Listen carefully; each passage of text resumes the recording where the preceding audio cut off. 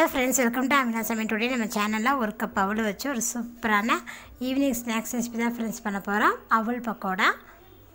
பாருங்க ஃப்ரெண்ட்ஸ், நல்ல முறுமுறுன்னு பாருங்க எப்படி இருக்குன்னு.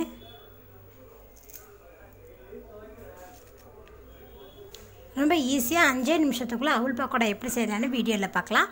வீடியோக்குள்ள போறதுக்கு முன்னாடி எங்க சேனலை புதுசா பார்க்கறீங்க அப்படினா எங்க சேனலை சப்ஸ்கிரைப் பண்ணுங்க. பக்கத்துல இருக்க பெல் ஐகானை கிளிக் பண்ணுங்க. அப்பதான் நாங்க போடுற புது வீடியோக்கள் உடனுக்குடனே உங்களுக்கு வந்து சேரும். அவல் பக்கோடா பண்றதுக்கு நான் 1 கப் அவல் எடுத்துர்க்கேன். கிண்ணத்துல நம்ம எடுத்து வச்சிருக்கிற அவல் ஆட் பண்ணிக்கலாம். ஆட் பண்ணிட்டு இத ஒரு டைம் வாஷ் பண்ணிக்கலாம். கொஞ்சமா தண்ணி ஊத்தி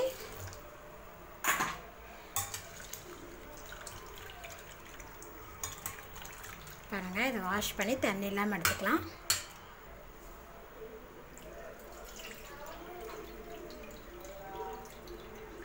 பாருங்க, தண்ணி எல்லாம் எடுத்துட்டேன்.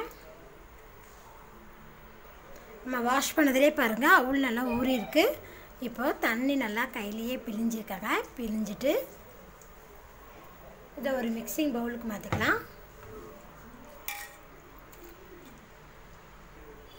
அவல் பாருங்க தண்ணி இல்லாம பிழிஞ்சு எடுத்துட்டேன். இப்போ இதுல ஒரு பெரிய வெங்காயம் பொடியா கட் பண்ணி வச்சிருக்கேன். அதை இதுல ஆட் பண்ணிக்கலாம். அது கூடவே ஒரு 1/2 டேபிள் ஸ்பூன் ஜீரகம்,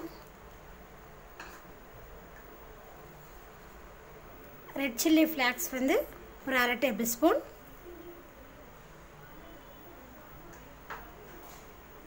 ஒரு துண்டு இஞ்சி துருவல், கொஞ்சமா கருவேப்பிலை பொடியா கட் பண்ணது, 1/2 டேபிள் ஸ்பூன் மிளகாய் தூள், இது கூட கொஞ்சமா உப்பு ஒரு 1/2 டேபிள் ஸ்பூனுக்கு கொஞ்சம் குறைவா உப்பு போட்டுருக்கேங்க.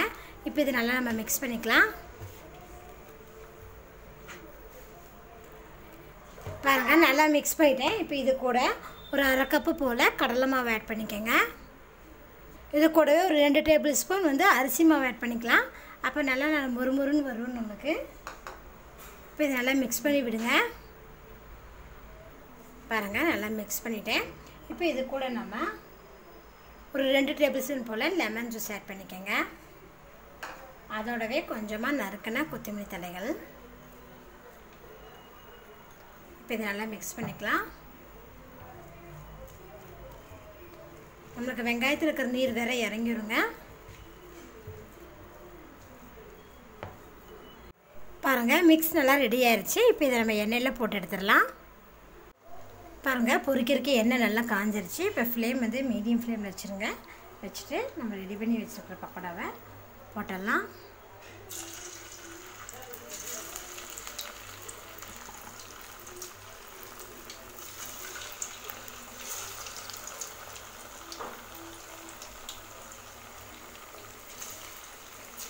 நீங்கள் அவல் வந்து தண்ணி இல்லாமல் எடுத்திங்கன்னா தாங்க, நல்லா ட்ரையாக எடுத்திங்கன்னா தான் உங்களுக்கு வந்து பக்கோடா நல்லா வருங்க. இல்லைன்னா லூஸாக இருக்கும். அப்போ உங்களுக்கு வந்து மாவு லூஸாக இருந்துச்சு அப்படின்னா நீங்கள் இன்னும் கூட கொஞ்சம் கடலை மாவு ஆட் பண்ணிக்கலாம்.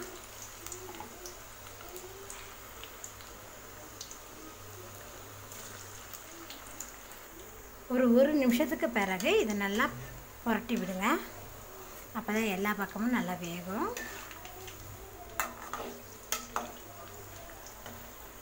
பாருங்க மீடியம் ஃப்ளேமில் வச்சு எல்லா பக்கமும் நல்லா வேகிற மாதிரி நல்லா புரட்டி போட்டேன். இப்போ ஃப்ளேம் வந்து லோ ஃப்ளேமில் வச்சுருங்க. வச்சுட்டு இப்போ நம்ம இதை எடுத்துடலாம்.